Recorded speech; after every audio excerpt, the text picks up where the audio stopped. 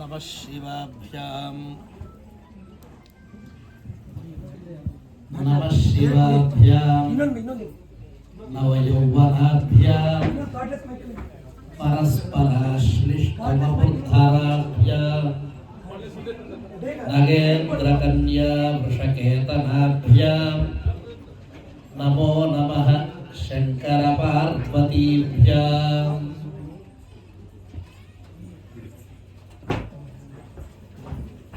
ಎಷ್ಟೋ ಕಡೆ ಕುಟುಂಬಗಳಲ್ಲಿ ತುಂಬಾ ಕಡಿಮೆ ವರಮಾನ ಇದ್ರೂ ಸಹ ಅಥವಾ ಯಾವುದೇ ವಿಧವಾದಂತಹ ಒಂದು ತೊಂದರೆ ಇದ್ರೂ ಸಹ ಯಾವುದೋ ಒಂದು ರೀತಿಯ ಒಂದು ಉತ್ಸಾಹ ಬರಬೇಕು ಅಂತ ಎಲ್ಲರೂ ಅನುಕೊಳ್ಳುವಂತಹ ಒಂದು ಸಂದರ್ಭ ನಮ್ಮ ಕುಟುಂಬಗಳಲ್ಲಿ ಕಲ್ಯಾಣ, ಮದುವೆ.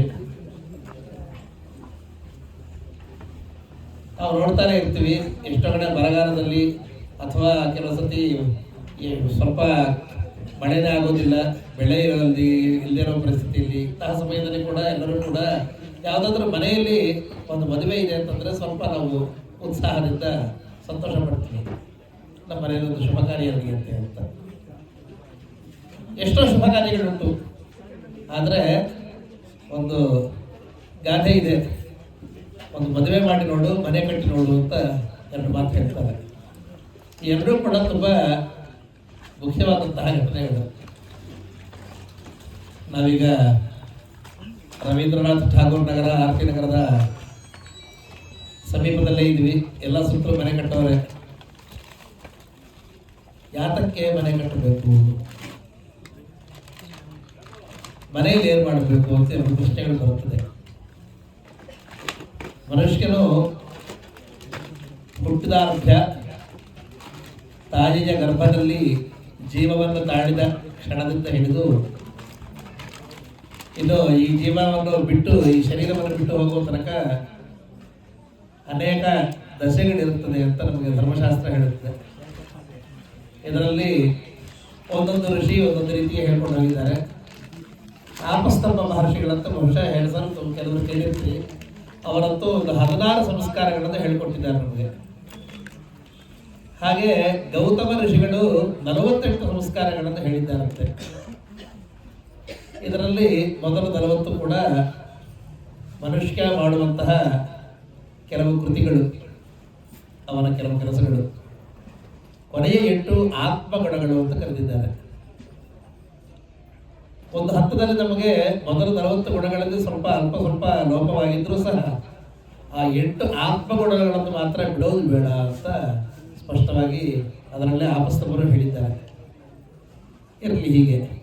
ಈಗ ನಮಗೆ ಮನೆ ಕಟ್ಟೋದು ಹಾಗೂ ಮದುವೆ ಮಾಡೋದು ಅನ್ನೋಂಥರ ಈ 2 ಪದಗಳ ಬಗ್ಗೆ ಸ್ವಲ್ಪ ವಿಚಾರ ಮಾಡೋಣ.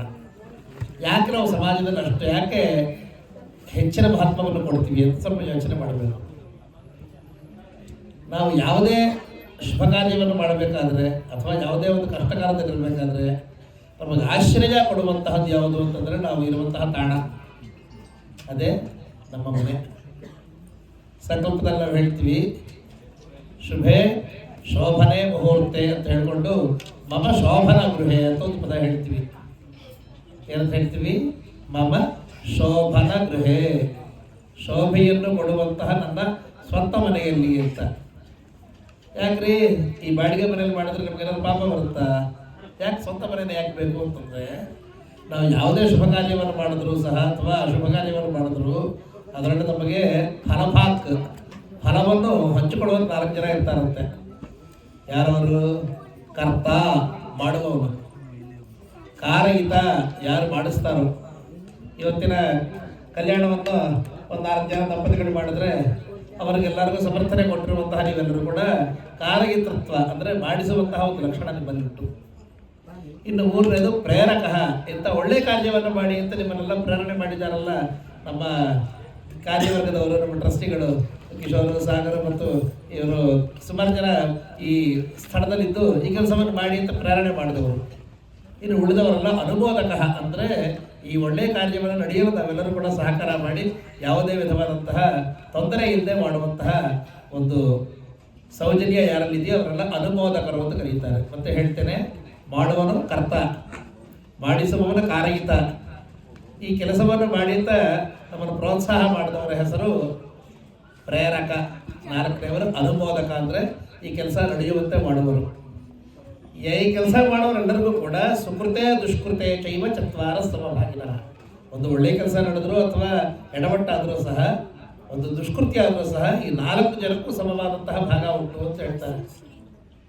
ನಮಗೆ ಒಂದು ಕೆಲಸದಲ್ಲಿ ಅಥವಾ ಒಂದು ಸಂಸ್ಥೆಯಲ್ಲಿ ಒಡೆತನ ಬೇಕು ಅಂತಂದರೆ ನಮ್ಮ ಸರ್ಕಾರ ಹೇಳುತ್ತೆ ಮಿನಿಮಮ್ 50% 51% ಇರಬೇಕು ಅಂತ ಹೇಳುತ್ತೆ.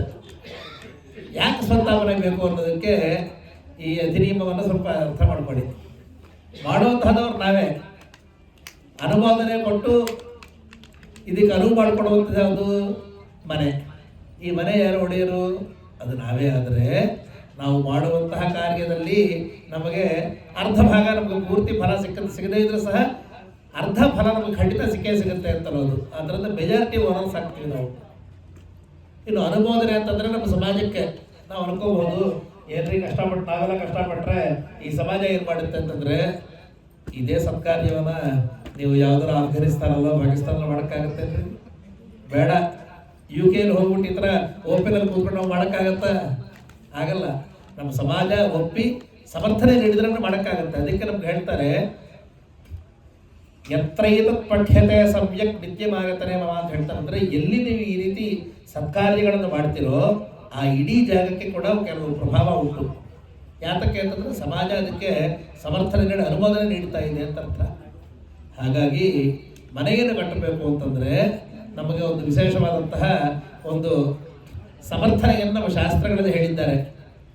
ಅದಕ್ಕೋಸ್ಕರ ನಾವು ಯಾವುದೇ ಕಾರ್ಯವನ್ನು ಮಾಡಿದ್ರೂ ಸಹ ತಾಣ ಯಾವುದು ಅಂತ ಮೊದಲು ನಿಶ್ಚಯ ಮಾಡ್ತೀವಿ. ಅದು ಪವಿತ್ರವಾಗಿರಬೇಕು. ಆ ಪವಿತ್ರತೆ ಕಾರಣ ಏನು? ಕಾಶಿ ತುಂಬ ಪವಿತ್ರ ಅಂತ ಹೇಳ್ತೀವಿ. ಕಾಶಿಯಲ್ಲಿ ಹೋಗಿ ಕೆಟ್ಟ ಕೆಲಸ ಮಾಡುವಂಥದ್ದು ಇದ್ದಾರೆ. ಇಲ್ಲದೇ ಇದ್ರೆ ಪಾಪ ಪೊಲೀಸರ ಕೆಲಸ ಇರ್ತಿರಲಿಲ್ಲ ಆ ಊರಿನಲ್ಲಿ. ಅಲ್ಲೂ ಇದ್ದಾರೆ. ತುಂಬ ದುಷ್ಕರವಾದಂತಹ ಸ್ಥಳದಲ್ಲೂ ಕೂಡ ಒಳ್ಳೆಯ ಕೆಲಸ ಮಾಡೋರು ಇರ್ತಾರೆ. ಹಾಗಾಗಿ ಸುಕೃತ ಎಲ್ಲಿ ನಡೆಯುತ್ತದೆ ಆ ಜಾಗವೇ ನಮಗೆ ಬಹಳ ಪವಿತ್ರ ಅಂತ ಅರ್ಥ. ಈ ಪವಿತ್ರತೆಗೆ ಮತ್ತೊಂದು ಕಾರಣ ಏನು ಅಂತಂದರೆ, ನಮ್ಮ ಸಂಗಾತಿ, ನಮ್ಮ ಗೆಳೆಯಂದರು, ನಮ್ಮ ಜೊತೆ ಸಹಚರರು ಯಾರಿದ್ದಾರೋ ಇವರೆಲ್ಲ ಬಹಳ ಮುಖ್ಯ. ಅದಕ್ಕೋಸ್ಕರ ನಾವು ಒಬ್ಬ ವ್ಯಕ್ತಿಯನ್ನು ಅರ್ಥ ಮಾಡ್ಕೋಬೇಕು ಅಂತಂದರೆ ಅವರ ಜೊತೆ ಯಾರಿದ್ದಾರೆ ಅಂತ ನಾವು ನೋಡಿದ್ರೇ ಅರ್ಥ ಆಗ್ಬಿಡುತ್ತೆ. ಗೃಹ ಅಂತಂದರೆ ಮನೆ. ಈ ಗೃಹ ಅನ್ನೋದಕ್ಕೆ ಎರಡನೇ ಅರ್ಥ ಹೆಂಡತಿ ಅಂತ ಅರ್ಥ. ಒಂದು ವಾಕ್ಯದಲ್ಲಿ ಹೇಳ್ತಾರೆ, ಸಗೃಹೋ ಗೃಹಮಾಗತಃ ಅಂತ ಹೇಳ್ತಾರೆ. ಗೃಹದ ಜೊತೆಗೆ ಗೃಹಕ್ಕೆ ಬಂದರು ಅಂತ. ಇದೇನಪ್ಪ ಅಂತ ಹೇಳಿದ್ರೆ ಅದಕ್ಕೆ ಅರ್ಥ ಏನಂತಂದರೆ ಹೆಂಡತಿಗೆ ಜೊತೆ ಬಂದ ಅಂತ. ಇನ್ನೊಂದು ಗಾದೆ ಕೂಡ ಇದೆ. ಮನೆ ಅಂದರೆ 4 ಕಿಟಿಕೆಗಳು 2 ಗೋಡೆಗಳಲ್ಲಪ್ಪ, ಮನೆ ಒಳಗೆ ಇರುವಂತಹ ಮನೆ ಒಡತಿ ಅಂತ ಅರ್ಥ.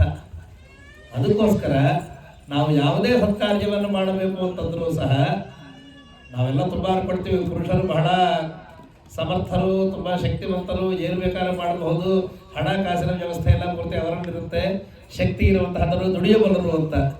ಆದರೆ ಧರ್ಮಶಾಸ್ತ್ರದಲ್ಲಿ ಇರುವಂತಹ ಸ್ತ್ರೀ ಪಕ್ಷಪಾತ ಇಲ್ಲಿ ಎಲ್ಲೂ ಇಲ್ಲ. ಇವರಿಗೆ ಸ್ವಂತಿಕೆಯಿಂದ ಒಂದು ಕೆಲಸವನ್ನು ಮಾಡ್ತೀರಿ ಅಂತ ಹೇಳುವ ಅಧಿಕಾರನೇ ಇಲ್ಲ ಸ್ವಾಮಿ. ನಂಬ್ತಿರೋ ಬಿಡ್ತೀರ ನೀವು? ಅವನಿಗೆ ಅಧಿಕಾರ ಒಂದರಲ್ಲುಂಟು. ಸಂಧ್ಯಾ ಉಪಾಸ್ಗೆ ನಿತ್ಯ ಕರ್ಮದಲ್ಲಿ ಮಾತ್ರ ಅವರು ಮಾತ್ರ ಮಾಡೋಕ್ಕಾಗೋದು. ಒಂದು ಸಂಧ್ಯಾ ವಂದನವನ್ನು ಮಾಡ್ಲಿಕ್ಕಾಗತ್ತೆ. ಅದು ಬಿಟ್ಟರೆ ಒಂದು ವ್ರತ ಮಾಡ್ತೀನಿ, ಒಂದು ಗಣಪತಿ ಪೂಜೆ ಮಾಡ್ತೀನಿ ಅಂತಂದರೆ ಪಕ್ಕದಲ್ಲಿರುವಂತಹ ಧರ್ಮಪತ್ನಿ 2 ತೊಟ್ಟು ನೀರು ಕೈಯಲ್ಲಿ ಹಾಕಿದ್ರೆ, ಅಂಗೈನಲ್ಲಿ ಹಾಕಿದರೆ ಮಾತ್ರ ಅವನಿಗೆ ಧರ್ಮ ಕಾರ್ಯದಲ್ಲಿ ಅರ್ಹತೆ ಯೋಗ್ಯತೆ ಇದೆ. ಇಲ್ಲದೆ ಅನಧಿಕೃತ ಅವನು. ಆದ್ದರಿಂದ ನಮಗೆ ಮನೆ ಒಡತಿ, ಬಾಳಿದ ಸಂಗಾತಿ ಎಷ್ಟು ಮುಖ್ಯ ಅಂತ ಅನ್ನೋದು ಈ ಒಂದು ಧರ್ಮಶಾಸ್ತ್ರದ ನಿಯಮದಿಂದ ಗೊತ್ತಾಗುತ್ತೆ. ಇನ್ನೊಂದು ವಿಚಾರನ ಹೇಳ್ತೀನಿ, ಯಾತಕ್ಕೆ ಮದುವೆ ಅನ್ನೋದು ಅಷ್ಟು ಮುಖ್ಯ ಅಂತ. ಇದು ಹೇಳಿದ ಮೇಲೆ ಗಿರಿಜಾ ಕಲ್ಯಾಣದ ಬಗ್ಗೆ 2ನೇ ವಿಚಾರ ಹೇಳ್ತೀನಿ. ಯಾತಕ್ಕೆ ಮದುವೆ ಮಾಡಲೇಬೇಕು ಅಂತ ಅನ್ನೋದು, ಮದುವೆ ಮಾಡಿಸಲೇಬೇಕು ಅನ್ನೋದು, ಎಂತಹ ಮದುವೆ ಮಾಡಿಸ್ತೀವಿ ಅಂತ ಅನ್ನೋದನ್ನ ಅಂತ ಕೂಡ ತಿಳ್ಕೊಳ್ಳೋಣ. ಪುರುಷ ಗಂಡಸು ಮಾಡುವಂತಹ ಯಾವುದೇ ಪುಣ್ಯ ಕಾರ್ಯ ಇದ್ದರೂ ಸಹ ಅದಕ್ಕೆ ಅನುಮೋದನೆ ಮಾಡುವಂತಹ ಹೆಂಡತಿಗೆ 50 ಭಾಗ ಅಂದರೆ 50% ಅವಳಿಗೆ ಆ ಪುಣ್ಯ ಹೊರಟೋಗುತ್ತೆ. ಸೊ ನೀವು ಎಷ್ಟೇ ಪುಣ್ಯ ಕಾರ್ಯಗಳು ಮಾಡಿದ್ರು ನಿಮಗೂ ಉಳಿಯೋದಷ್ಟು ಸ್ವಾಮಿ ಬರೀ 50%. ಉಳಿದಿದ್ದ ಅರ್ಥ ಹೆಂಡತಿಗೆ ಹೊರಟಾಯ್ತು. ಆಯ್ತಾ? ಇನ್ನೊಂದು ಸರಿ ಹೋಗ್ಲಿ ಆಯ್ತು ಬಿಡಪ್ಪ ಏನೋ ಅರ್ಧಾಂಗಿ ಅಂತ ಹೇಳ್ತೀವಲ್ಲ, ಆಗಲಿ ಸಂತೋಷ ಅಂತ ಹೇಳ್ತೀವಿ. ಆದರೆ ಗಂಡಸು ಯಾವುದಾದ್ರೂ ಪಾಪ ಮಾಡಿದ್ರೆ ಮಾತ್ರ ಅದು 100%, 100% ಅವರಿಗೆ ಇರುತ್ತಂತೆ. ಅದಕ್ಕೆ ಹೆಂಡತಿಗೆ ಸಾವು ಸಂಬಂಧವೂ ಇಲ್ಲ. ಚೆನ್ನಾಗಿದೆಯಾ? ಹೌದು. ನಿಮಗೆ ಭಾರತೀಯ ಕಾನೂನು ನ್ಯಾಯ ಸಂಹಿತೆ ಅದು ಇದು ಸಾಕಷ್ಟು ಹೇಳುತ್ತೆ. ಆದರೆ ಲಾಜಿಕ್ ಇದೆಯಲ್ಲ, ಯಾತಕ್ಕೆ ಇದು ಹೇಳುತ್ತೆ ಅಂತ ಇದು ತುಂಬ ಅರ್ಥ ಮಾಡ್ಕೋಬೇಕು. ಇದರ ವಿಚಾರ ಆಮೇಲೆ ಹೇಳ್ತೀನಿ. ಇನ್ನು 3ನೇ ವಿಚಾರ ಕೇಳಿದ್ರೆ ಮತ್ತಷ್ಟು ನಮಗೆ ಬೇಜಾರಾಗುತ್ತೆ. ಹೆಂಡತಿ ಮಾಡುವಂತಹ ಯಾವುದೇ ಪುಣ್ಯ ಕಾರ್ಯ ಇದ್ದರೆ ಅದರಲ್ಲಿ 100%, 100ಕ್ಕೆ 100% ಹೆಂಡತಿಗೆ ಇರುತ್ತಂತೆ. ಅದರಲ್ಲೇ ಗಂಡಸಿಗೆ ಸಂಬಂಧ ಇಲ್ಲ. 3ನೇದು ಇದೇನಪ್ಪ ಇದು ಲಾಂಗ್ ಸೈಡೆಡ್ ರೂಲ್ಸ್ ಅಂತ ಹೇಳ್ತಾರಲ್ಲ, ಇದು 3ನೇದು. ಇನ್ನು 4ನೇದು ಮತ್ತಷ್ಟು ಇನ್ನೂ ಗಾಬರಿ ಆಗುವಂತಹದ್ದು. ಹೆಂಡತಿ ಯಾವುದಾದ್ರೂ ಒಂದು ಪಾಪ ಕೆಲಸವನ್ನು ಮಾಡಿದರೆ ಅದರಲ್ಲಿ 50% ಗಂಡಸಿಗೆ ಬಂದ್ಬಿಡುತ್ತಂತೆ. ಇಷ್ಟಕ್ಕಿಂತ ಯಾವುದಾದ್ರೂ ಲಾಂಗ್ ಸೈಡೆಡ್ ಒಂದು ಏಕಪಕ್ಷೀಯವಾದಂತಹ ವಿಧಿ ನಿಯಮಗಳುಂಟ? ಇದೆಲ್ಲ ಪೂರ್ತಿ ನನ್ನ ಮಾತಲ್ಲ, ಇದೆಲ್ಲ ಪೂರ್ತಿ ಅನೇಕ ಧರ್ಮಶಾಸ್ತ್ರಗಳಿರುವಂತಹ ಸಾರಾಂಶವನ್ನು ಹೇಳ್ತಾ ಇದ್ದೀನಿ. ಗಂಡಸು ಮಾಡುವಂತಹ ಸತ್ಕೃತ್ಯಗಳಲ್ಲಿ 50% ಹೆಂಡತಿಗೆ, ಗಂಡಸು ಮಾಡುವಂತಹ ಪಾಪ 100%, 100ಕ್ಕೆ 100% ಗಂಡಸಿಗೆ, ಹೆಂಡತಿ ಮಾಡುವಂತಹ ಪುಣ್ಯ ಕಾರ್ಯಗಳನ್ನು 100ಕ್ಕೆ 100% ಅವಳಿಗೆ, ಹೆಂಡತಿ ಮಾಡುವಂತಹ ಪಾಪ ಏನಾರಿದ್ರೆ ಅದರಲ್ಲಿ 50% ಗಂಡಸಿಗೆ. ಇದು ಧರ್ಮಶಾಸ್ತ್ರದ ನಿಯಮ. ಯಾತಕ್ಕೆ ಅಂತಂದ್ರೆ ಸಂರಕ್ಷಣೆ ಮಾಡುತ್ತಾ ಮನೆಯಲ್ಲಿ ನಡೆಯುವಂತಹ ಸತ್ಕಾರ್ಯಗಳನ್ನು ನೋಡ್ಕೊಳ್ಳುವಂತಹ ಒಂದು ಒಡೆತನ ಯಜಮಾನದಲ್ಲಿರುತ್ತೆ. ನಾವು ಕನ್ನಡದಲ್ಲಿ ಯಜಮಾನರು ಅಂತ ಕರೀತೀವಿ. ಆ ಯಜಮಾನ ಪದಕ್ಕೆ ಅರ್ಥ ಏನು ಅಂತಂದ್ರೆ ಯಜ ದೇವ ಪೂಜಾಯ. ಯಾರಾದ್ರೆ ದೇವ ಪೂಜೆಯನ್ನು ಪ್ರತಿನಿತ್ಯ ಮಾಡ್ತಾರೋ ಅವರೇ ಯಜಮಾನ ಪದಕ್ಕೆ ಅರ್ಹರಾಗ್ತಾರೆ. ಇಲ್ಲದ್ರೆ ಅರ್ಹತೆನೇ ಇರೋದಿಲ್ಲ. ಅದಕ್ಕೋಸ್ಕರ ಕರ್ನಾಟಕದಲ್ಲಿ ನಮ್ಮ ಕನ್ನಡ ಸಂಪ್ರದಾಯದಲ್ಲಿ ತುಂಬಾ ಒಳ್ಳೆಯ ಪದ ಯಜಮಾನ ಅಂತ. ಇನ್ನು ಯಾವ ಭಾಷೆಯಲ್ಲೂ ಯಜಮಾನ ಅನ್ನೋ ಪದ ಅಷ್ಟು ಉಪಯೋಗಿಸಲ್ಲ. ಅಲ್ಲಿ ನೋಡಿದ್ರೆ ತಮಿಳುನಾಡಲ್ಲಿ ಪುರುಷ ಅಂತ ಕರೀತಾರೆ, ಏನು ಪುರುಷನಂತ ಅವಳು ಕರೀತಾರೆ. ಇಲ್ಲಿ ನೋಡಿದ್ರೆ ಭಾರತದ ಭರ್ತ ಅಂತ ಕರೀತಾರೆ ಆಂಧ್ರದಲ್ಲಿ. ಯಜಮಾನ ಅನ್ನೋ ಪದ ಕನ್ನಡದಲ್ಲಿ ಮಾತ್ರ ಇರ್ತದೆ. ಇದರ ಅರ್ಥ ಏನಂದ್ರೆ ಯಜ ದೇವ ಪೂಜಾಯ, ನಿತ್ಯ ಮನೆಯಲ್ಲಿ ದೇವತಾರ್ಚನೆಯನ್ನು ಮಾಡುವಂತಹದವರು ಹಾಗೂ ದೇವರ ಪೂಜೆಯನ್ನು ಮಾಡುವುದರ ಜೊತೆಗೆ ಪಂಚಮಹಾಯಜ್ಞಗಳನ್ನು ಮಾಡುವನೇ. ಯಾವುದು ಪಂಚಮಹಾಯಜ್ಞ ಅಂದ್ರೆ ದೇವಯಜ್ಞ, ಪಿತೃಯಜ್ಞ, ಭೂತಯಜ್ಞ, ಮನುಷ್ಯ ಯಜ್ಞ, ಬ್ರಹ್ಮಯಜ್ಞ. ಈ ರೀತಿ 5 ರೀತಿಗೆ ಯಜ್ಞಗಳನ್ನು ಮಾಡೋದಕ್ಕೆ ಯಾರು ಅಧಿಕೃತನೋ ಅವನ ಹೆಸರು ಯಜಮಾನ ಅಂತ ಅರ್ಥ. ಏನೋ ಸ್ವಾಮಿ ನೀವು ಪಂಡಿತರು ಯಾರೋ ಬ್ರಾಹ್ಮಣರು ಅಥವಾ ಇದ್ರೆ ಯಾರೋ ಸ್ವಾಮಿಗಳು ಮಾಡುವಂತಹದ್ದು ನಮಗೇನು ಅಂತ ಯಾರು ಅನ್ಕೋಬೇಡಿ. ಇದೆಲ್ಲ ಪೂರ್ತಿ ಅವ್ರಿಗೆ ಯಾರಿಗೂ ಅಲ್ಲ, ಯಾರೋ ಸ್ವಾಮಿಗಳಿಗೆ ಸಂಬಂಧವೇ ಇಲ್ಲ. ಇದಕ್ಕೆ ಯಾರಾದರೆ ಮನೆಯನ್ನು ನಡೆಸ್ತಾರೋ ಅಂತ ಮದುವೆ ಮಾಡಿಕೊಂಡಿರುವಂತಹ ಪ್ರತಿಯೊಬ್ಬರಿಗೂ ಸಂಬಂಧಪಟ್ಟಿರುವಂತಹದ್ದು ಈ 5 ಯಜ್ಞಗಳು. ಅದಕ್ಕೋಸ್ಕರ ಯಜಮಾನರು ಅಂತ ಅನ್ನೋದು ಬಹಳ ಪುಣ್ಯಪ್ರದವಾದಂತಹ ಒಂದು ಶಬ್ದ. ಅದು ನಾ ಹಿಂದೆ ಹೇಳಿದ್ರಲ್ಲ, ಈ 5 ರೀತಿಯ ಪುಣ್ಯಗಳು ಫಲಾನುಭವಿಗಳಾಗೋದಕ್ಕೆ ಈ ಯಜಮಾನತ್ವ ಬಹಳ ಮುಖ್ಯ. ಅಂತಹ ಸಂಸ್ಕಾರವನ್ನು ನಮಗೆ ಕೊಡುವಂತಹ ಒಂದು ಶಕ್ತಿ ಇರೋದು ಮನೆಯಲ್ಲಿ ಹಾಗೂ ಮನೆಯ ಒಡತೆ ಅಂದ್ರೆ ನಮ್ಮ ಸಂಗಾತಿ, ಬಾಳಿದ ಸಂಗಾತಿಯಲ್ಲಿದೆ. ಅದಕ್ಕೋಸ್ಕರ ಯಾರಾದರೆ ಬಾಳಿದ ಸಂಗಾತಿಯನ್ನು ನಾವು ಆಯಿಸ್ಕೊಳ್ಳುವಂತಹ ಸಮಯದಲ್ಲಿ ಈ ರೀತಿ ಉತ್ತಮವಾದಂತಹ ಯೋಗ್ಯತೆ ಇದೆ ನೋಡಿ. ಇವತ್ತು ಶರೀರ ಆಕಾರ ನೋಡ್ಬಿಟ್ಟು ಯಾರು ಕೂಡ ತಪ್ಪುದಾರಿ ಹಾಕಬೇಡಿ. ಇವತ್ತಿರುವಂತಹ ಶರೀರದ ಒಂದು ಆಕಾರವಾಗಲಿ ಅಥವಾ ವೆಯ್ಟ್ ಇದೆಯಲ್ಲ, ಅವು ಯಾವತ್ತೂ ಹೀಗೆ ಇರೋದಿಲ್ಲ, ಅದರ ಬದಲಾವಣೆ ಆಗ್ತಾನೆ ಇರುತ್ತೆ. ಗಂಡಸರಿಗೂ ಅಷ್ಟೇ, ಹೆಂಗಸರಿಗೂ ಅಷ್ಟೇ. ಯಾರೋ ಹೇಳ್ತಾರೆ, ಏನ್ರಿ ಮಾತಾಡ್ತೀರಿ, ಏನೋ ತುಂಬ ಜೀವನದಲ್ಲಿ ಸಾಧನೆ ಮಾಡ್ತೀನಿ ಅಂತ. ಹೋಗೋದನ್ನ ತಡೆಯೋಕ್ಕಾಗಲ್ಲ, ಬರೋದನ್ನ ನಿಲ್ಲಿಸಕ್ಕಾಗಲ್ಲ, ಅದು ನಿಮ್ಮ ಯೋಗ್ಯತೆ ಅಂತ ಹೇಳಿದ್ರು. ಹೋಗೋದನ್ನ ತಡೆಯೋಕ್ಕಾಗಲ್ಲ, ಬರೋದನ್ನ ನಿಲ್ಲಿಸಕ್ಕಾಗಲ್ಲ. ಏನಪ್ಪ ಅದು ಅಂತಂದ್ರೆ ಹೋಗ್ತಿರುವಂತಹ ಕೂದಲಿಂದ ನಿಲ್ಲಿಸಕ್ಕಾಗಲ್ವಂತೆ, ಅದು ಉದುರ್ತಾನೆ ಇರುತ್ತೆ. ಬರುವಂತಹ ಹೊಟ್ಟೆಗೆ ತಡೆಯೋಕ್ಕಾಗಲ್ವಂತೆ, ಅದು ಬರ್ತಾನೆ ಇರುತ್ತೆ. ಇನ್ನು ಏನು ನಮ್ಮ ಒಂದು ಸಾಮರ್ಥ್ಯ ಏನು ಅಂತ ಹೇಳ್ಕೊಳ್ಳುವಂತಹ ಪರಿಸ್ಥಿತಿ ಈ ಥರ ಇದೆ. ಅದಕ್ಕೋಸ್ಕರ ನಮಗೆ ಯಾರಾದರೆ ನಮ್ಮ ಯಜಮಾನತ್ವಕ್ಕೆ, ದಾಯಿತ್ವಕ್ಕೆ ಯಾರಾದರೆ ಸಹಾಯ ಮಾಡ್ತಾರೋ ಅಂತಹ ವ್ಯಕ್ತಿಯ ಬಗ್ಗೆ ಬಹಳಷ್ಟು ಅವರ ಗುಣಗಳನ್ನು ನೋಡೋದು ಅಭ್ಯಾಸ ಮಾಡ್ಕೊಳ್ಳಿ ಅಂತ. ಅಂತಹದವ್ರನ್ನು ಕೂಡ ಹೇಗಂದರೆ ಹಾಗೆ ಮ್ಯಾಟ್ರಿಮೋನಿಯಲ್ ಸೈಟಲ್ಲಿ ಭಾರತ್ ಮ್ಯಾಟ್ರಿಮೋನಿಯಲ್ಲೋ ಅಥವಾ ಶಾದಿ.com ಸಿಗೋದಿಲ್ಲ ಅಂತಹದವರು ಹೇಗೆ ಸಿಗ್ತಾರೆ? Marriages are made in heaven ಅಂತ ಹೇಳ್ತಾರೆ, ಹೌದಾನೆ? ಗೊತ್ತಿಲ್ಲ. ಅದಕ್ಕೋಸ್ಕರ ತಪಸ್ಸು ಮಾಡಬೇಕಂತೆ. ಅದೇನು ಕೀಳು ಕೆಲಸ ಅಲ್ಲ, ಜ್ಞಾಪಕ ಇಟ್ಕೊಳ್ಳಿ. ಒಳ್ಳೆಯ ಜೀವನ ಅರ್ಧಾಂಗಿ ಬರಬೇಕು ಅಥವಾ ನಮ್ಮ ಜೀವನವನ್ನು ಹಂಚಿಕೊಳ್ಳುವಂತಹ ಒಳ್ಳೆಯ ಪುರುಷ ಬರಬೇಕು ಅಂತ ಒಂದು ತಪಸ್ಸನ್ನು ಮಾಡಬೇಕಂತೆ. ಆತ ರೀತಿ ತಪಸ್ಸು ಮಾಡಿದವರು ಯಾರು ಅಂತಂದರೆ ಪಾರ್ವತಿ ಪರಮೇಶ್ವರ. ಪರಸ್ಪರ ತಪಸ್ಸಂಪತ್ ಫಲಾಯಿತ ಪರಸ್ಪರವು ಪ್ರಪಂಚ ಮಾತಾಪಿತರವು ಪ್ರಾಂಚೌ ಜಾಯಾಪತಿ ಸ್ತುಮಃ ಅಂತ ಪಾರ್ವತಿ ಪರಮೇಶ್ವರರನ್ನು ನಾವು ಪ್ರಾರ್ಥನೆ ಮಾಡಬೇಕು. ಪರಸ್ಪರ ತಪಸ್ಸಂಪತ್ತು.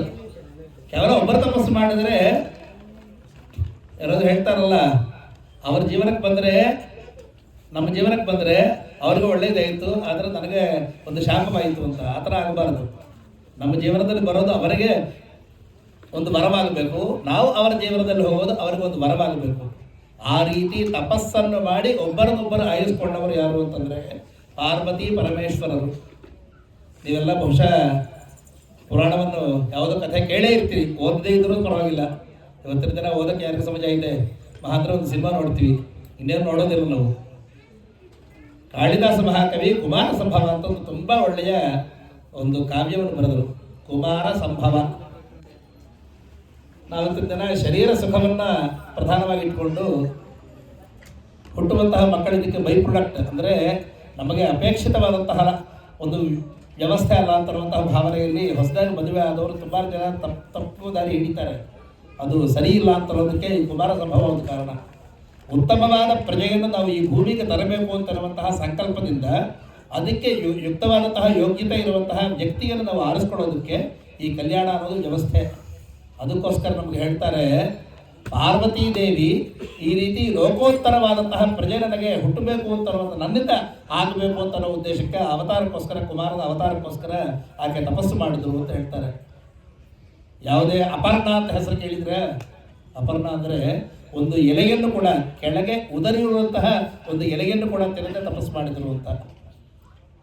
ಅವಳ ತಪಸ್ಸನ್ನು ನೋಡಿ ಶಂಕರನಿಗೆ ಬಹಳ ಆಶ್ಚರ್ಯವಾಗೋಯ್ತಂತೆ.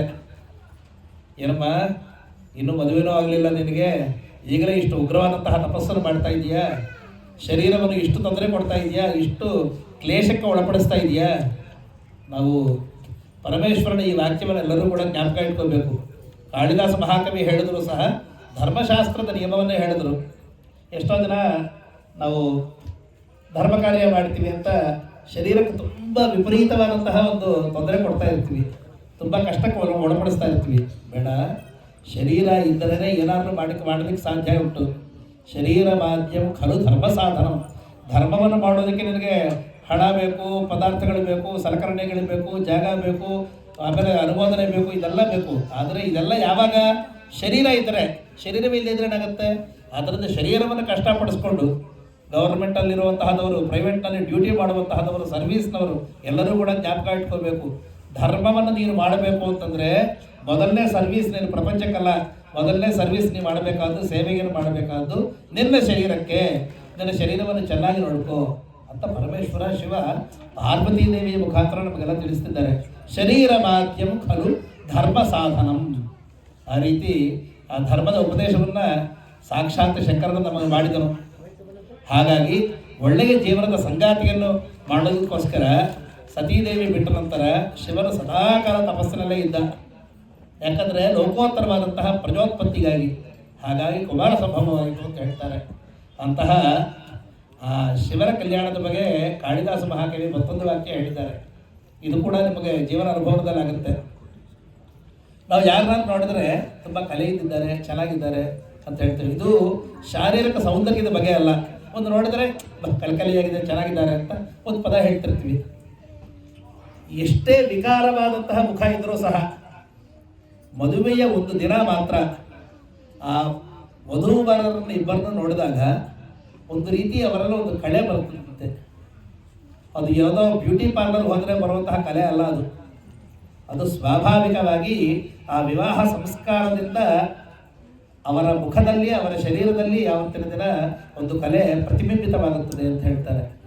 ಎಲ್ಲಿಂದ ಬರುತ್ತದು ಅಂತ ಹೇಳಿದರೆ, ಪ್ರತಿಯೊಂದು ಮದುವೆಯನ್ನು ಕೂಡ ಪಾರ್ವತಿ ಪರಮೇಶ್ವರರು ತಮ್ಮ ಸೂಕ್ಷ್ಮಾಂಶದಿಂದ ವಧೂವರರನ್ನು ಇಬ್ಬರನ್ನು ಕೂಡ ಪ್ರವೇಶಿಸುತ್ತಾರೆ ಅಂತ ಹೇಳ್ತಾರೆ. ಅದಕ್ಕೋಸ್ಕರ ಯಾವುದೇ ಮದುವೆ ನೋಡಿದ್ರೂ ಸಹ ನಮಗೆ ಗೊತ್ತಿದ್ರೂ ಗೊತ್ತಿಲ್ಲದೇ ಇದ್ದರೂ ಸಹ ಆ ವಧೂವರರ ದರ್ಶನವನ್ನು ಮಾಡೋದು ಒಂದು ಶುಭ ಕಾರ್ಯ. ಅನಾಹುತಃ ಅಧ್ವರಂಗಚ್ಛೇತ ಅಂತ ಹೇಳ್ತಾರೆ. ಅಂದರೆ ನಮಗೆ ಮದುವೆಗೆ ಒಳ್ಳೆಯ ಆಮಂತ್ರಣ ಸಿಗಲಿಲ್ಲ ಅಂತ ಯಾರೂ ಕೂಡ ಆತಂಕ ಪಡಬೇಕಾದಿಲ್ಲ. ಒಳ್ಳೆಯ ಮನಸ್ಸಿಂದ ಹರಸಿ ಇವರು ಚೆನ್ನಾಗಿರಲಿ ಅಂತ ಅನ್ಕೊಳ್ಳೋದಕ್ಕೆ ಇದೊಂದು ಒಳ್ಳೆಯ ಸಂಸ್ಕಾರ. ಇವು ಎಲ್ಲವನ್ನೂ ಕೂಡ ನಮಗೆ ತಿಳಿಸ್ಕೊಡೋದಕ್ಕೆ ದೇವತಾ ಕಲ್ಯಾಣ ಒಂದು ನಿಮಿತ್ತ. ಈ ನಿಮಿತ್ತದಲ್ಲಿ ಕಿಶೋರ್ ಆಗಲಿ ಅಥವಾ ಸಾಗರ್ ಆಗಲಿ ಮತ್ತೊಂದು ಕಮಿಟಿ ಮೆಂಬರ್ಸ್ ಆಗಲಿ ನಿಮ್ಮ ಮನೆಗೆ ಬಂದು ಔತಣಕ್ಕೆ ಬಂದಿದ್ದು ಯಾರೂ ಕರೆದಿಲ್ಲ. ಏನೋ ದೇವರ ಕಲ್ಯಾಣ ನಡೀತಾ ಇದೆ, ನೋಡೋಕ್ಕೆ ಚೆನ್ನಾಗಿರುತ್ತೆ ಅಂತ ಅನ್ಕೊಂಡಿದ್ರಿ, ಬಂದಿದ್ರಿ. ದೇವರ ಕಲ್ಯಾಣ ನೋಡಿದ್ರೆ ಸಂತೋಷ ಅಂತ ಆಗುತ್ತೆ ಅಲ್ವಾ? ಆದರೆ ನಿಮ್ಗೆ ಯಾರಿಗೂ ಇದಕ್ಕೆ ಯಾವುದೂ ವಿಶೇಷವಾದಂತಹ ಆಹ್ವಾನ ಬೇಕಾದ ಅಗತ್ಯ ಇಲ್ಲ. ಯಾತಕ್ಕೆ? ದೇವರ ಮನೆಗೆ ಎಲ್ಲರೂ ದೊಡ್ಡವರೇ. ಮನುಷ್ಯರ ಮನೆಯಲ್ಲಿ ಮದುವೆಗೆ ಬಂದರೆ ಏನೋ ಸ್ವಲ್ಪ ದೊಡ್ಡ ಸ್ಥಿತಿಗೆ ಏನೋ ಕಾರಣ ಬೇಕು. ದೇವರ ಮದುವೆ ನಡೀಬೇಕಾದ್ರೆ ನಾವೆಲ್ಲರೂ ಕೂಡ ದೊಡ್ಡವರೇ. ಯಾರ ಇಬ್ಬರ ಅಂಶ ಯಾವುದೇ ಮದುವೆ ನಡೆದರೂ ಸಹ ವಧೂವರರಲ್ಲಿ ಪ್ರವೇಶಿಸಿ ತುಂಬ ಒಳ್ಳೆಯ ಶೋಭೆಯನ್ನು, ತುಂಬ ಒಳ್ಳೆಯ ಕಲೆಯನ್ನು ತರುತ್ತದೋ ಅಂತಹ ಪಾರ್ವತಿ ಪರಮೇಶ್ವರರ ಮದುವೆಯಲ್ಲಿ ಸಾಕ್ಷಾತ್ ಕಲಾ ತಪಸ್ವಿಗಳು ಆಗಿರುವಂತಹ ಅವರ ಮದುವೆಯಲ್ಲಿ ಎಷ್ಟು ಅಂದ ಚೆಂದ ಇದ್ದಿರಬೇಕು, ಎಷ್ಟು ಶೋಭೆಯಾಗಿರಬೇಕು ಅಂತ ಮಹಾಕವಿ ಉತ್ಪ್ರೇಕ್ಷೆಯನ್ನು ಮಾಡ್ತಾನೆ. ಅದಕ್ಕೆ ಯಾವತ್ತೂ ಕೂಡ ನಾವು ದೇವತಾ ಕಲ್ಯಾಣ, ಗಿರಿಜಾ ಕಲ್ಯಾಣ ನಡೀಬೇಕಾದ್ರೆ ಆ ದರ್ಶನವನ್ನು ಮಾಡೋದೇ ನಮ್ಮ ಪುಣ್ಯ. ಇದು ಮಾಡಿದರೆ ಯಾವತ್ತೋ ಒಂದು ದಿನ ನಮ್ಮ ಮನೆಯಲ್ಲಿ ಕೂಡ ನಮ್ಮ ಮಕ್ಕಳಿಗಾಗಲಿ ಅಥವಾ ನಮ್ಮ ಕುಟುಂಬದಲ್ಲಿ ಯಾವುದೋ ಮದುವೆಗಳಾಗ್ತಾನೆ ಇರುತ್ತಲ್ಲ, ಈ ಪರಮೇಶ್ವರರ, ಪಾರ್ವತಿ ಪರಮೇಶ್ವರರ ಅಂಶ ನಮ್ಮ ಮನೆಯಲ್ಲಿ ಆಗಬೇಕು. ಆಗ ಹಿಂದೆ ಹೇಳ್ಕೊಂಡಿರುವಂತಹ ಎಲ್ಲ ಧರ್ಮ ಸೂಕ್ಷ್ಮಗಳು, ಧರ್ಮ ಕಾರ್ಯಗಳು ಕೂಡ ನಮ್ಮ ಮನೆಯಲ್ಲಿ ಆಗಬೇಕು ಅಂತನ್ನುವಂತಹ ಒಂದು ಬಯಕೆಯಿಂದ ಎಲ್ಲರೂ ಕೂಡ ದೇವರ ದರ್ಶನವನ್ನು ಮಾಡಬೇಕು. ಆ ದರ್ಶನಕ್ಕಾಗಿ ನಮ್ಮ ಮಾಡಿದಾಗ ಪ್ರಿವೆನ್ಷನ್ ಅಂತಂದು ಮತ್ತು ಸೊಲ್ಯೂಷನ್ ಅಂತ ಎರಡು ಪದಗಳು ಆಂಗ್ಲದಲ್ಲಿ ಹೇಳ್ತಾರೆ. ನಿವಾರಣೆ ಮತ್ತು ವಿನಾಶನ ಅಂತ. ಯಾವುದಾದ್ರೂ ಸಮಸ್ಯೆ ಬಂದರೆ ಸಮಸ್ಯೆಯನ್ನು ಬಗೆಹರಿಸೋದೊಂದು, ಸಮಸ್ಯೆ ಬರದೇನೆ ಮಾಡುವಂತಹದ್ದು ಎರಡನೇದು. ಕಲ್ಯಾಣ ಅಂತಂದರೆ ಸಮಸ್ಯೆಯನ್ನು ಬರದೇನೆ ನಮಗೆ ಒಂದು ನಿವಾರಣೆ ಮಾಡುವಂತಹ ಒಂದು ಉಪಾಯ. ಅದಕ್ಕೋಸ್ಕರ ದೇವತಾ ಕಲ್ಯಾಣಕ್ಕೆ ಹೋಗ್ತೀವಿ. ಇದು ಮೂರನೇ ಒಂದು ಉದ್ದೇಶ. ಮೊದಲನೇದು ತುಂಬ ಶೋಭಾಯುಕ್ತರಾದಂತಹ ಅವರ ದರ್ಶನವನ್ನು ಮಾಡೋದರಿಂದ ನಮಗೆ ಒಂದು ಭದ್ರತೆ ಹಾಗೂ ನಮಗೆ ಕಲ್ಯಾಣವಾಗುತ್ತೆ ಅಂತನ್ನೋದು ಒಂದು. ನಮ್ಮ ಮನೆಯಲ್ಲಿ ಶುಭ ಕಾರ್ಯಗಳನ್ನು ಮಾಡುವಂತಹ ಒಂದು ಶಕ್ತಿ ಬರುತ್ತದೆ. ಮೂರನೇದು ನಮಗೆ ಯಾವುದೇ ವಿಧವಾದಂತಹ ಉಪದ್ರವ ಬರದೆ ನಾವು ನಿವಾರಣೆ ಮಾಡೋದಕ್ಕೆ ಸಾಧ್ಯತೆ ಇದೆ. ಇದನ್ನೇ ಅನೇಕ ಮಾತುಗಳಲ್ಲಿ ನಮ್ಮ ಪಂಡಿತರಿದ್ದಾರಲ್ಲ, ಅವರು ಸುಮಾರೊಂದು 20 ಪೇಜು 10 ಪೇಜು ಮಹಾಸಂಕಲ್ಪವನ್ನು ಹೇಳ್ತಾರೆ. ಇಡೀ ವಿಶ್ವದಲ್ಲಿ ಎಷ್ಟು ಗೋಳಗಳಿವೆಯೋ ಆ ಗೋಳಗಳಲ್ಲಿ ನಮಗೆ ಟೈಮ್ ಸ್ಪೇಸ್ ಥಿಯರಿ ಇದೆಯಲ್ಲ, ಅದರ ಒಂದು ಸೂಕ್ಷ್ಮತೆಯನ್ನು ಈ ಸಂಕಲ್ಪದಲ್ಲಿ, ಮಹಾಸಂಕಲ್ಪದಲ್ಲಿ ಹೇಳ್ತಾರೆ. ಬ್ರಹ್ಮ ಸೃಷ್ಟಿಗಿಂತ ಪ್ರಾರಂಭ ಮಾಡಿ ಇಷ್ಟು ತುಂಬ ದೊಡ್ಡ ಗ್ಯಾಲಕ್ಸಿ ಆಗಲಿ ಈ ಥರದ್ದೆಲ್ಲ ಇದೆಯಲ್ಲ, ಇವುಗಳಲ್ಲಿ ನಮ್ಮ ಭೂಮಿ ಎಷ್ಟು ಚಿಕ್ಕದು, ಅದರಲ್ಲಿರುವಂತಹ ಆ ಭೂಮಿಯಲ್ಲಿ ಎಷ್ಟು ಖಂಡಗಳಿವೆ, ಆ ಖಂಡದಲ್ಲಿ ನಮ್ಮ ಯಾವ ದೇಶದಲ್ಲಿದ್ದೀವಿ ಅಂತ ಪೂರ್ತಿ ಅದನ್ನು ವರ್ಣನೆ ಮಾಡಿಕೊಂಡು, ಮತ್ತು ಕಾಲ ಕೂಡ ಅಷ್ಟೇ 19 ಲಕ್ಷದ ಕೃತಯುಗ, 12 ಲಕ್ಷದ ದ್ವಾಪರ ಯುಗ, 12 ಲಕ್ಷದ ತ್ರೇತಾಯುಗ, 8 ಲಕ್ಷದ ದ್ವಾಪರ ಯುಗ ಆದಮೇಲೆ 4 ಲಕ್ಷಗಳ ವರ್ಷಗಳ ಇರುವಂತಹ ಈ ಕಲಿಯುಗದಲ್ಲಿ ಇಂಥ 5200ನೇ ಇಸ್ವಿಯಲ್ಲಿ ನಾವು ಈ ರೀತಿ ಇದ್ವಿ ಅಂತ ಪೂರ್ತಿ ದೇಶಕಾಲ ಸಂಕೀರ್ತನೆಯನ್ನು ಮಾಡಿ ಇದರಲ್ಲಿ ಅನೇಕ ಜನ್ಮಗಳನ್ನು ತಾಳಿ ನಾನು ಬಂದಿದ್ದೇನೆ. ಇದರಲ್ಲಿ ಎಷ್ಟೇ ಜನ್ಮನೋ ನನಗೂ ಗೊತ್ತಿಲ್ಲ, ಇನ್ನು ಮುಂದಕ್ಕೆ ಎಷ್ಟು ಇರುತ್ತೋ ಗೊತ್ತಿಲ್ಲ. ಇದರಲ್ಲಿ ಯಾವುದೇ ವಿಧವಾದಂತಹ ಲೋಪದೋಷಗಳನ್ನು ನಾನು ಮಾಡಿದ್ದರೆ ಆ ಪಾಪಗಳನ್ನು ಎಲ್ಲವನ್ನೂ ಕೂಡ ಕಳಚಿ ಹಾಕಿ ನನಗೆ ನಿನ್ನ ಅನುಗ್ರಹವನ್ನು ನೀಡುವಂಥ ಸ್ವಾಮಿಯನ್ನು ಹೇಳುತ್ತಾ ನಾನು ಸಾಕ್ಷಾತ್ತು, ಯಾಕಂದರೆ ನಮಗೆ ಮರಣ ಅನ್ನೋದು ತಥ್ಯ ಅಂತ ಅನ್ನೋದು ನಮ್ಮ ವಿಧಾನದಲ್ಲಿ ಉಂಟು. ಯಾರೂ ಕೂಡ ಅಮರರಾಗಿರೋಕ್ಕಾಗಲ್ಲ. ಎಷ್ಟೇ ಕೇಳ್ಕೊಂಡಿರುವಂತಹ ರಾಕ್ಷಸರಿಗೆ ಅಮರತ್ವ ಸಿಗಲಿಲ್ಲ. ಸೊ ಯಾವತ್ತೋ ನಾವು ಶರೀರವನ್ನು ಬಿಡಲೇಬೇಕು, ಬಿಟ್ಟ ಮೇಲೆ ಎಲ್ಲೋ ಒಂದು ಕಡೆ ಹೋಗಬೇಕು. ಆಗ ಏನು ಕೇಳ್ಕೊಡ್ತೀವಿ ಅಂದರೆ ಮ್ಯಾಕ್ಸಿಮಮ್ ಎಷ್ಟು ನಮಗೆ ಸಾಧ್ಯತೆ ಇದೆಯೋ ಅಂತಹ ಒಂದು ಒಳ್ಳೆಯ ಲೋಕದಲ್ಲಿ, ಶಿವಲೋಕದಲ್ಲಿ, ಬ್ರಹ್ಮಲೋಕದಲ್ಲಿ, ಧ್ರುವಲೋಕದಲ್ಲಿ ನಾನು ಸಾಕ್ಷಾತ್ತಾಗಿ ಅಲ್ಲೇ ಅನೇಕ ಕಾಲ ಅಲ್ಲೇ ನಾನು ಬಾಳುವಂತೆ ನಿನ್ನ ಅನುಗ್ರಹ ಇರಲಿ ಅಂತ ನಾವು ಈಶ್ವರರನ್ನು ಪ್ರಾರ್ಥನೆ ಮಾಡ್ತೀವಿ. ಅಂತಹ ಒಂದು ಸತ್ಯತೆ ಹಾಗೂ ಧರ್ಮದಕ್ಷತೆ, ದೀಕ್ಷೆಯನ್ನು ನಮಗೆ ಕೊಡುವಂತಹ ಈ ಕಲ್ಯಾಣ ಪ್ರಯೋಗವನ್ನು ಇವತ್ತಿನ ದಿನ ನಾವು ಮಾಡಿಕೊಂಡಿದ್ವಿ. ಕಾಲ, ಭೈರವ, ಈಶ್ವರ, ಶಿವ, ರುದ್ರ ಇವೆಲ್ಲವೂ ಕೂಡ ಭಿನ್ನ ಭಿನ್ನವಾದಂತಹ ಪದಗಳು. ಮತ್ತು ಯಾವ ಹೆಸರನ್ನು ಕಳೆದರೆ ಯಾವ ದೇವರಿಗೆ ಏನು ಪೂಜೆ ಮಾಡಬೇಕಾಗುತ್ತೆ ಅಂತ ನಮಗೆ ಆಗಾಗ ಸಂಶಯ ಬರುತ್ತದೆ. ಅದಕ್ಕೆ ಯಜುರ್ವೇದ ಒಂದು ಮಂತ್ರವನ್ನು ಹೇಳ್ತಾ ಇದೆ, ಸರ್ವೋ ವೈ ರುದ್ರ, ಸರ್ವೋ ವೈ ರುದ್ರ ತಸ್ಮೈ ರುದ್ರಾಯ ನಮೋ ಅಸ್ತು. ಯಾಕೆ ಇಷ್ಟು ವಿಚಾರ? ಯಾವ ರೂಪದಲ್ಲಿದ್ದರೂ ಸಹ ಶಿವನಿದ್ದೇ ಇದ್ದಾನೆ. ಶಿವ ಇಲ್ಲದಿದ್ದರೆ ಇನ್ನೇನಿರುತ್ತೆ ಇಲ್ಲಿ? ಶಿವ ಇಲ್ಲದಿದ್ದರೆ ಶವ ಆಗಿಬಿಡುತ್ತೆ. ಅಶಿವ ಭಜ ಅಂದರೆ ಶವ, ಹೆಣವಾದಂಗೆ ಲೆಕ್ಕ. ಸೊ ಪ್ರಪಂಚದಲ್ಲಿ ಎಲ್ಲಿ ನೋಡಿದ್ರೂ ಸಹ ಶಿವನ ಶಕ್ತಿ ಇದ್ದೇ ಇದೆ. ನಾವು ಕರ್ನಾಟಕದಲ್ಲಂತೂ ನಮಗೆ ಶಿವನ ಆರಾಧನೆಯನ್ನು ಕೂಡ ಇಲ್ಲಂದರೆ ನೀವು ಮಾಡ್ತಿರ್ತೀವಿ. ಅಷ್ಟು ಶಿವಭಕ್ತರು ನಾವೆಲ್ಲರೂ ಕೂಡ. ಆ ರೀತಿಯ ಒಂದು ಚಾಮುಂಡಿ ದೇವಿಯ ತಪ್ಪಲದಲ್ಲಿ, ಚಾಮುಂಡಿ ಕ್ಷೇತ್ರದಲ್ಲಿ, ಮತ್ತೊಂದು ಕಡೆ ನಂಜುಂಡೇಶ್ವರನ ಒಂದು ಸನ್ನಿಧಿ ಇರುವಂತಹ ಈ ಜಾಗದಲ್ಲಿ ಶಿವನ ಒಂದು ರೂಪವೇ ಕಾಲ. ಕಾಲ ಕಾಲ ಅಂತ ಕೂಡ ಕರೆಯುತ್ತಾರೆ. ಕಾಲ ಅಂತಂದರೆ ಒಂದರ್ಥ ಯಮ ಅಂತ. ಯಮನಿಗೆ ಯಮನಾದಂತಹದವನು, ಕಾಲಸ್ವರೂಪನಾದಂತಹದವನು ಪರಮೇಶ್ವರ ಅಂತ. ಮತ್ತು ಭೈರವ ಅಂತಂದರೆ ಪ್ರಳಯ ಕಾಲದಲ್ಲಿ ಎಲ್ಲವನ್ನೂ ಕೂಡ ಸಂಹರಿಸುವುದರಲ್ಲಿ ಯಾವುದೇ ವಿಧವಾದಂತಹ ದಾಕ್ಷಿಣ್ಯ ಕಾರ್ಪಣ್ಯವಿಲ್ಲದೆ ತನ್ನ ಕೆಲಸವನ್ನು ತಾನು ಮಾಡಿ ಪ್ರಪಂಚವನ್ನು ಉಳಿಸಿರುವಂತಹದವನು ಈ ಪರಮೇಶ್ವರನಾದದ್ದು ಭೈರವ ಅಂತ ಕರೆಯುತ್ತಾರೆ. ರುದ್ರ ಅಂತಂದರೆ ನಮ್ಮ ದುಃಖವನ್ನು ಹೋಗಲಾಡಿಸುವರು ಅಂತ ಒಂದು ಅರ್ಥ. ಜೀವರೂಪದಲ್ಲಿರುವಂತಹದವರಿಗೆ ಯಾರಾದರೆ ದುಷ್ಕೃತ್ಯಗಳನ್ನು ಮಾಡುತ್ತಾರೋ ಅವರಿಗೆ ದುಃಖವನ್ನು ನೀಡುವಂತಹದವನು ಅಂತ ಒಂದು ಅರ್ಥ. ಮತ್ತು ಶಿವ ಅಂತಂದರೆ ಸದಾಕಾಲ ನಮಗೆ ಒಳ್ಳೆಯದನ್ನು ಮಾಡುವಂತಹದವನು. ಈ ರೀತಿ ಅನೇಕ ನಾಮಗಳಲ್ಲಿರುವಂತಹ ಪ್ರಪಂಚದ ಒಡೆಯನೇ ಈಶ್ವರ. ಆ ಒಡೆಯರಲ್ಲಿ ಅತ್ಯುತ್ತಮವಾದಂತಹದ್ದು ಪರಮೇಶ್ವರ. ಅಂತಹ ಪರಮೇಶ್ವರನ ಅನುಗ್ರಹ ನಿಮಗೆ, ನಮಗೆ, ಇವರಿಗೆ, ಈ ಸತ್ಕಾರ್ಯಗಳು ಮಾಡುವಂತಹ ಎಲ್ಲರಿಗೂ ಕೂಡ ಸದಾಕಾಲ ಸಿಗಲಿ ಅಂತ ಒಮ್ಮೆ ಪ್ರಾರ್ಥನೆ ಮಾಡೋಣ. ಎಲ್ಲರೂ ಒಮ್ಮೆ ಆ ಪರಮೇಶ್ವರನ ಈ ಪ್ರಾರ್ಥನಾ ಶ್ಲೋಕವನ್ನು ಮತ್ತೆ ಹೇಳಿ. ಪರಸ್ಪರ ತಪಸ್ಸಂಪತ್ ಫಲಾಯಿತ ಪರಸ್ಪರೌ ಪ್ರಪಂಚ ಮಾತಾಪಿತರೌ ಪ್ರಾಂಚೌ ಜಾಯಾಪತಿ ಸ್ತುಮಃ. ನಮಃ ಶಿವಾಯೈ ಚ ನಮಃ ಶಿವಾಯ ನಮಃ ಶಿವಾಯೈ ಚ ನಮಃ ಶಿವಾಯ.